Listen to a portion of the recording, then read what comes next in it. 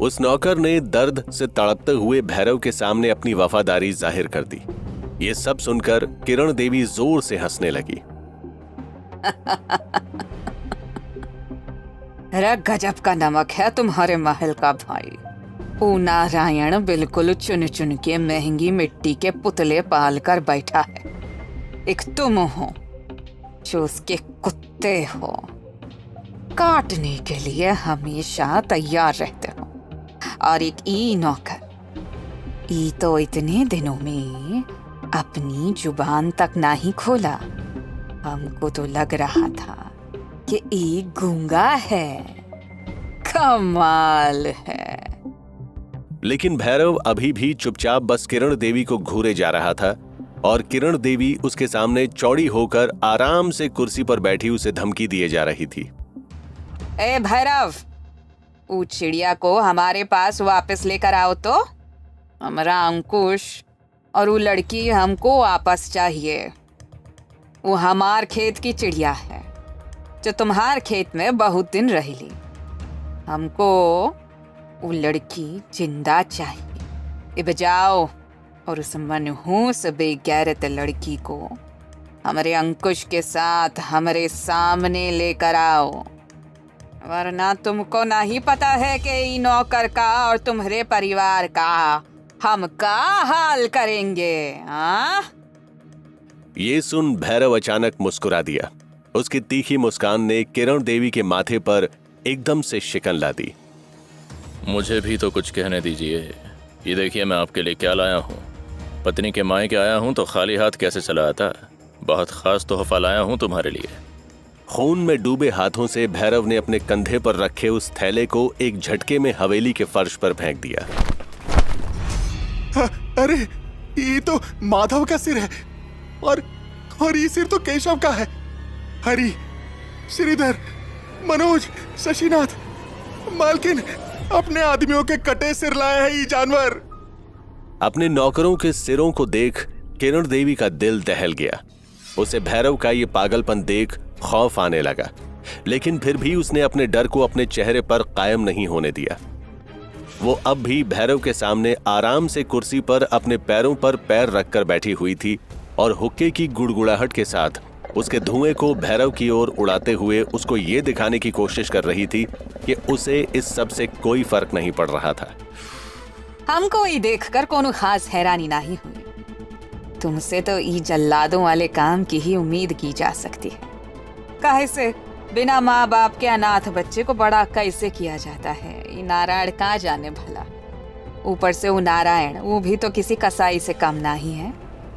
तो तुम जैसे गंदे खून की परवरिश आखिर ढंग से होती भी कैसे? हाँ, समझ सकता हूँ, लेकिन लगता है तोहफा पसंद नहीं आया तुमको। रे ना, कछु खास नहीं लगा हमको। ये आदमी तो मरने के लायक ही थे। काहे से खुद की खुद ही हिफाजत ना कर पाए। रुको, कुछ और भी है हमारे पास तुम्हारे लिए। उम्मीद है कि उसको देखकर तुमको फिर कभी कोई और तोहफा पसंद नहीं आएगा। तो अभी कुछ और करना भी बाकी है? भैरव हल्का सा सार्कास्टिकली मुस्कुरा दिया। अभी तो बहुत कुछ होना बाकी है।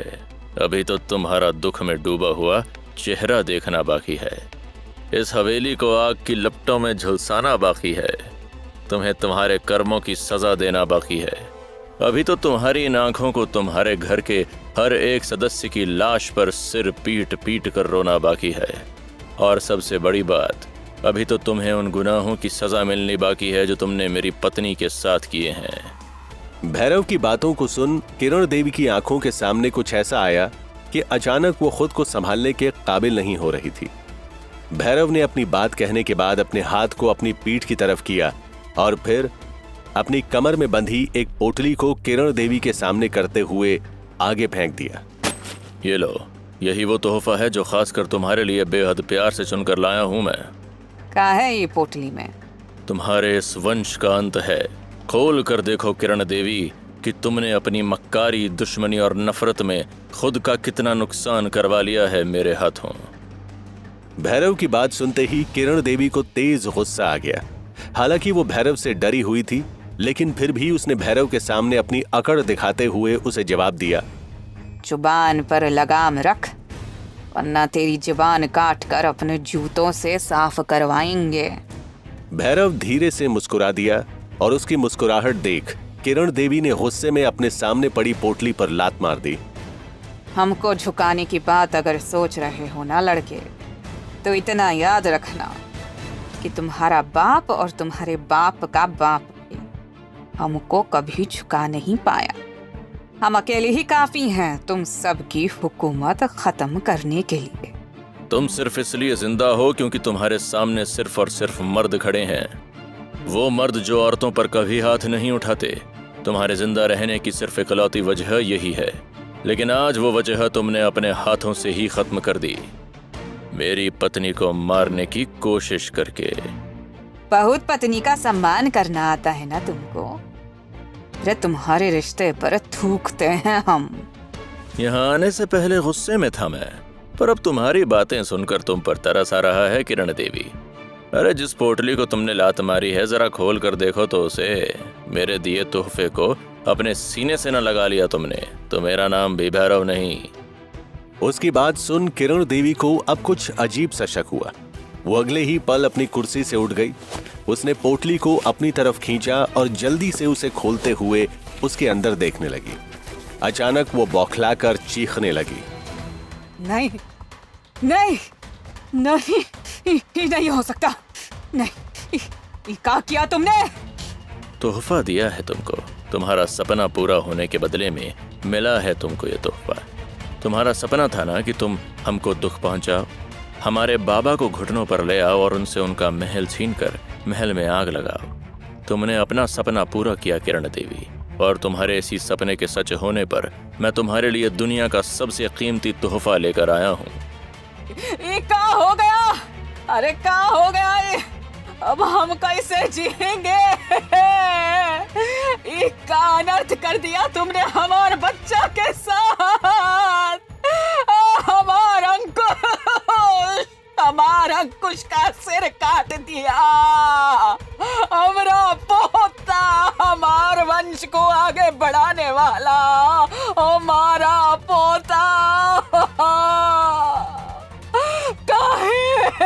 काहे मार दिया इसको रे? काहे मार दिया?